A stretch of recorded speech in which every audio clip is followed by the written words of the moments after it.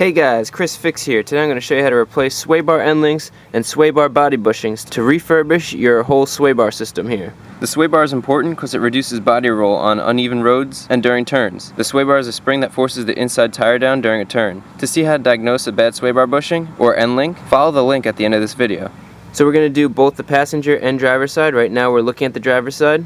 This is a very simple job. You just unbolt the long bolt that goes through here and unbolt the body mount that holds the bushing, then put a new bushing on and bolt the new end link together and you're done. This long rod here is just a long bolt with bushings in between. So it runs here, goes down, another set of bushings, and you can see there that's where the nut is that we have to take off. On my truck it happens to be a 16mm. I know the nut underneath here is going to be rusty and hard to come off, so I'm going to use a nice long breaker bar. So just get your breaker bar, get it on that nut,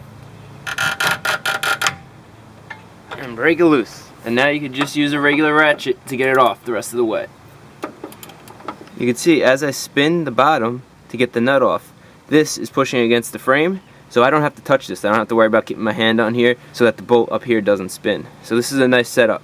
When you're working on cars, you have to come up with little tricks like this that'll save you time and save you hassle. You'll go crazy trying to hold this and at the same time unbolt the bottom. Coming to the final turns here. Okay, now unscrew the nut on the other sway bar end link. I'm not going to show you doing both sides, but you get the idea. Got the nut off on this side. Now both sway bar end links are unbolted and free to move. Now we're back on the driver's side and we're going to remove the lower bushing off the end link. These bushings should come right off, but mine are all rusty and hard to get off, so. And once you loosen it up, just pull and turn. And it's just all that grit and stuff that's in there, making this really tough to come out. Good. Now let's remove the sway bar body bushing mount. On my truck, this happens to be a 13mm. That's one.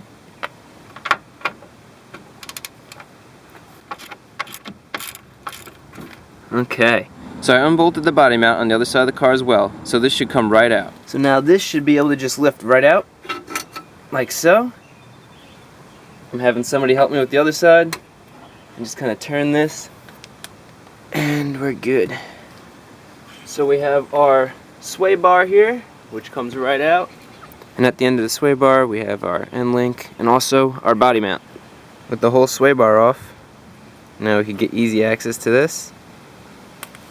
And you can see, from the outside, this actually didn't look bad.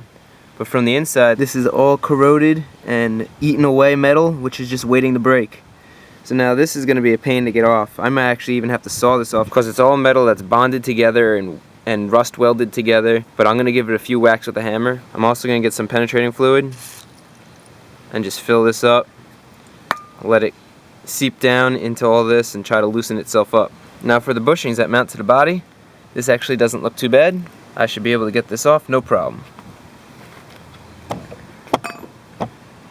Just pry that off with your thumbs. Good. And the sway bar doesn't even look too bad. None of the metal's eaten away, which is good. Surprising, because with all the other metal getting eaten away on this thing. The bushings are actually not too bad either, but I have brand new ones. I'm doing this job. Bushings are cheap anyway. Good preventative maintenance.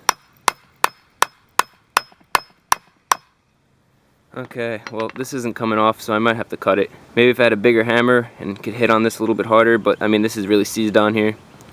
The passenger side is the same way. You can see all that metal in there is getting eaten away, so both sides are getting replaced anyway. Just wanted to show you that it's not just a one-sided job here. You have to do passenger side and driver side. So what I'm going to do is I'm just going to saw this off and then pull the rest off with vice grips.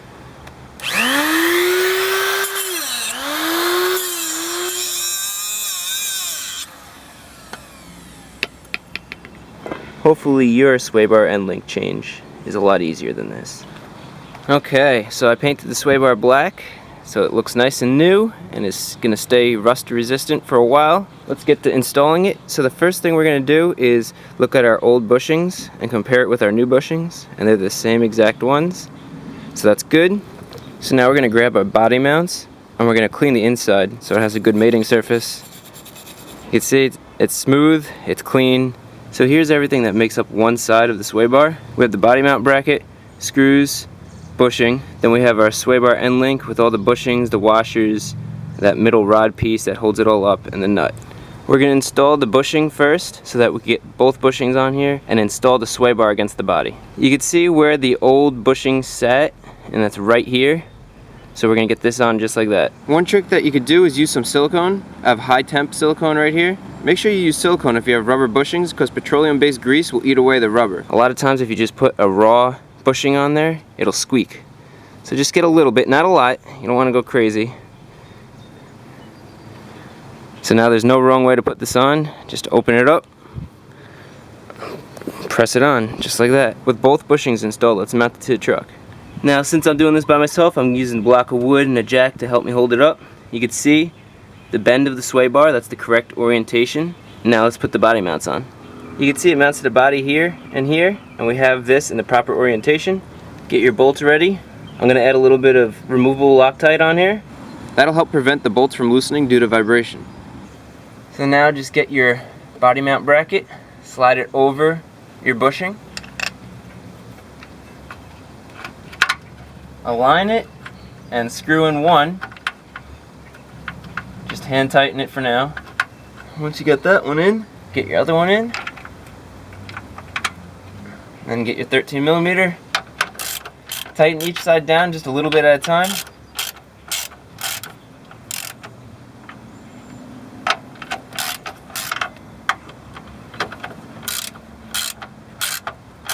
And once you snug each side, we'll torque it.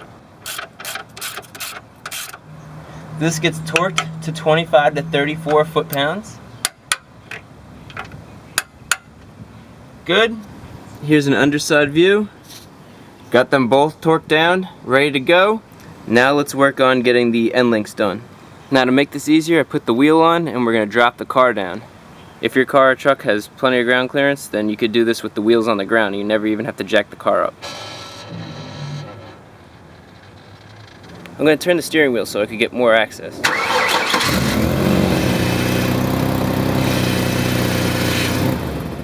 So here's everything we need for the end links.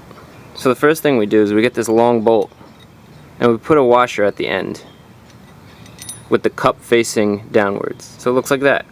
Then we get a bushing, slide the bushing up, and we want the bushing to have that little lip downwards. You want to face the lips towards where it's going to touch the sway bar. It's kind of like a beveled end so that it fits into the sway bar. Now we could slip this in. Now I'm going to put a bushing in and also another washer.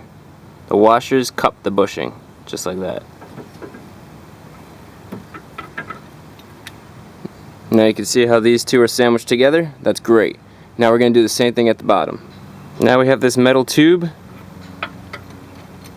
We'll send the metal tube up from the bottom.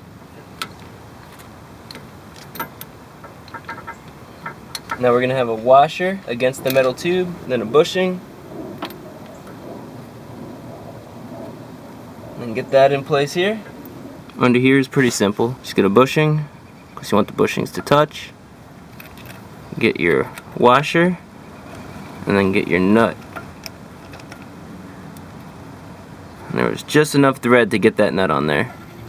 So again, just to clarify, this is the setup for both the sway bar and lower control arm. Washer, bushing, bushing, washer. The two bushings face inwards, the washers cup the bushings. So our instructions tell us you don't torque it down. What you do is you keep the car on the ground and then you tighten everything until the bushings start to expand. And once the bushings start to expand, you loosen it a quarter turn. So you don't want the bushings to be pressed out. You want it to be like that. So now we'll tighten them down until the bushings are compressed a little.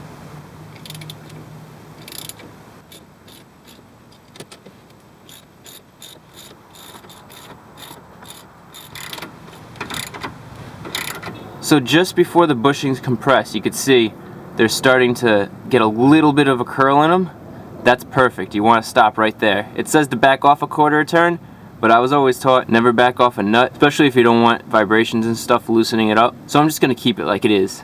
So that concludes the how to change the body bushings and sway bar end links. Hopefully this video was helpful. If it was, remember to give it a thumbs up. If you're not a subscriber, also consider subscribing. And if you use Facebook or Twitter, the links to the Chris Fix Facebook and Twitter pages are in the description below.